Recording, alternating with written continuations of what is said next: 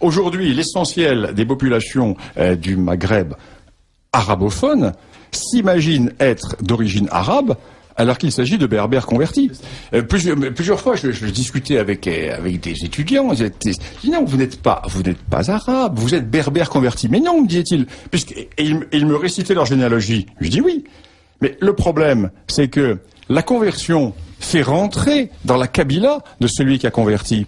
Ce qui fait que des familles berbères sont rentrées dans la généalogie de familles arabes, puisqu'elles avaient été converties par ces familles arabes.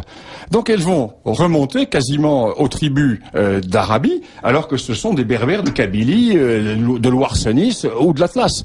Alors là, c'est fondamental comme idée. Enfin, ce que tu dis là, c'est certainement vrai, mais c'est un peu vrai pour le Mashrek aussi, parce que si on regarde la Syrie, par exemple, c'est absolument pas des populations arabes. Oui, non, mais moi je parle pas de ça, c'est pas mon problème. Moi je parle de l'Afrique. La plus belle fille du monde peut donner que ce qu'elle a, et je ne suis pas la plus belle fille du monde. Oui, moi je parle de l'Afrique. Ça c'est valable pour l'Afrique du Nord, c'est même valable pour la Libye. Pour l'Égypte, c'est autre chose, c'est un autre problème. Le melting pot est plus important. Mais en Libye, le fond, en dehors des tribus arabes du Sud, les tribus berbères, les berbères sont, j'allais dire entre guillemets, racialement majoritaires, même s'ils sont arabophones. Prenons l'exemple du Djebel Nefouza. La région du Djebel Nefouza, la région de Zenten, etc.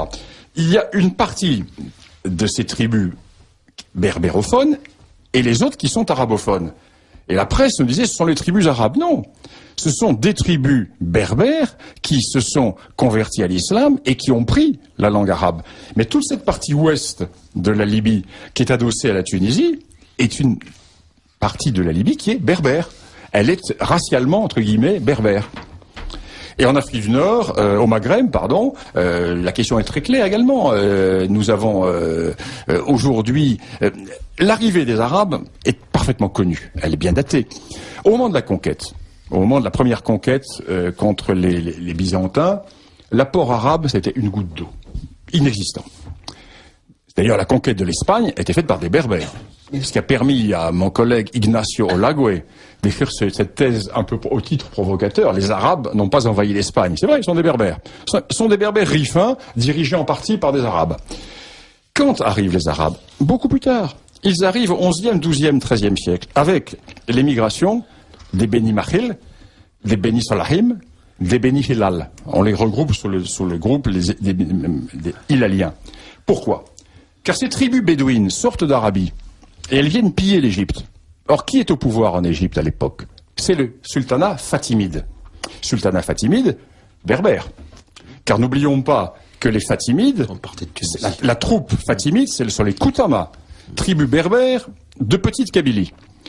Et ce sont donc ces Koutama qui sont au pouvoir en Égypte et qui voient les autres tribus berbères de Berbérie qui rompent avec le califat fatimide. Et pour les punir, les Fatimides leur envoient ce qu'on appelle le fléau bédouin. C'est-à-dire, on dit ces tribus qui nomadisaient dans le delta, allaient piller vers l'ouest, les pâturages sont plus verts. Et toutes ces tribus arabes vont déferler sur l'Afrique du Nord. Elles déferlent sur la Tunisie, elles détruisent totalement l'arboriculture. La Tunisie est un verger, tout disparaît. Et face à eux vont arriver les Almohades, les Berbères Almohades, les Berbères marocains Almohades qui sortent du Haut-Atlas. Et les Almohades écrasent complètement les Arabes.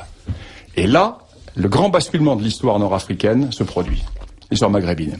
Les Almohades, qui viennent d'écraser les tribus arabes, au lieu de les renvoyer vers l'Est, vont les faire passer à leur service, parce qu'au même moment, la Reconquista chrétienne est en train de pousser en Espagne, et il faut des troupes pour lutter contre les chrétiens. Et les Almohades se disent, on va les utiliser comme chair à canon, on va les envoyer en Espagne pour lutter contre les chrétiens. Et entre-temps, le sultan almohade meurt, ce qui fait que ces tribus ne passent pas en Espagne et vont s'installer dans toute la partie qui est située dans l'ouest de l'Algérie, dans toute la vallée de la Moulouya, entre Guersif, Oujda, etc., toute cette zone. Et petit à petit, elles vont grignoter. Et elles vont arriver dans la région des Doukala, au Maroc, etc. Ce qui fait qu'aujourd'hui, les habitants de la région des Doukala, la partie atlantique au sud de Casablanca, de cette zone de Casablanca, s'imaginent être arabes, alors que ce sont des berbères qui ont été convertis, qui ont été arabisés par ces tribus. Alors, nous avons toutes ces tribus qui s'installent dans la région. Et c'est un phénomène qui est parfaitement connu, parfaitement étudié. Alors si nous poursuivons avec les questions que vous posez dans votre ouvrage, il en est une évidemment qui peut surprendre également. Les anciens Égyptiens étaient-ils des Noirs? Oui, je fais allusion à comment dirais-je, à l'idée insolite qui avait été mise en avant par Cheikh Anta Diop. Alors Cheikh Anta Diop et ensuite par Martin Bernal. Alors Cheikh Anta Diop n'était pas un historien et Martin Bernal était un sinologue, donc qui remettent en question à tous deux tout ce que l'on savait de l'égyptologie et de l'antiquité de la Méditerranée orientale. Alors, les anciens Égyptiens n'étaient pas noirs. Non, nous le savons. Nous savons pourquoi. Nous le savons par l'étude des momies. Nous le savons par les représentations. Nous le savons par la génétique. L'analyse génétique, vous l'aviez montré dans un de vos ouvrages. Et les Égyptiens, c'était pas des Suédois, non, bien sûr, mais c'était des Méditerranéens,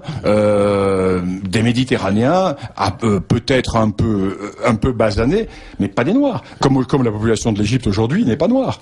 Elle devient noire vers le sud, quand on descend vers la Nubie. Oui. Et les représentations égyptiennes sont parlantes. Les Égyptiens avaient véritablement un sens du réalisme quand ils dépeignaient les populations, eux-mêmes et les autres. Et nous avons notamment la tombe du pharaon Séti Ier, qui montre bien toutes les palettes de population. Alors nous voyons les Berbères, les Phéniciens, les Grecs, les Mycéniens, nous voyons les Nubiens, les Arabes, et chaque population est représentée. Et nous voyons sur ces peintures qui sont très fraîches, parce que la tombe de Séti Ier est une tombe très très fraîche, et les peintures sont très apparentes. Et nous voyons bien que les Égyptiens n'étaient pas des Noirs. Oui, et puis il y a tout un travail, vous l'évoquiez, fait en termes d'analyse génétique qui montre qu'ils ont au contraire des parentés avec le fond berbère ou le fond saharien, alors, du Sahara néolithique. Alors je dois dire que j'étais le premier à parler de cela. Moi, ce qui m'a fait comprendre qu'il y avait des apparentements importants entre le fond berbère et le fond égyptien ancien, c'est les travaux que j'ai menés sur les représentations de peintures sahariennes. Et je me suis rendu compte que dans toute la partie du Sahara central et surtout oriental, les peintures qui datent du 5e millénaire à peu près, 5e, 6e millénaire avant notre ère, présentent des traits excessivement proches des traits de l'Égypte avant les pharaons, pré-dynastiques, etc. Et ce qui montre bien qu'il y avait un même ensemble de populations. Et les analyses génétiques qui ont été menées par le professeur Lucotte ont confirmé mon intuition. Et le professeur Lucotte a démontré que le fond ancien de la population égyptienne est berbère. Les Berbères qui occupaient tout cela. Oui. Les vrais indigènes de cette Afrique, ce sont les Berbères. Alors, les Berbères qui se sont fait voler leur histoire, on leur a volé leur histoire et l'islamisation a fait des Berbères des gens sans histoire. Parce que, à partir du moment où ils entrent dans la religion musulmane, ils doivent abandonner ce qui existait auparavant et ils deviennent des Arabes. Mais non, ils ne deviennent pas des Arabes, ils restent des Berbères. Alors une partie est déracinée et ne sait pas qu'elle est berbère d'origine, mais il y a encore des Berbères qui ont bien conscience d'être berbères. Et aujourd'hui, l'essentiel de la population du Maghreb est d'origine berbère, dont certains sont culturellement arabisés.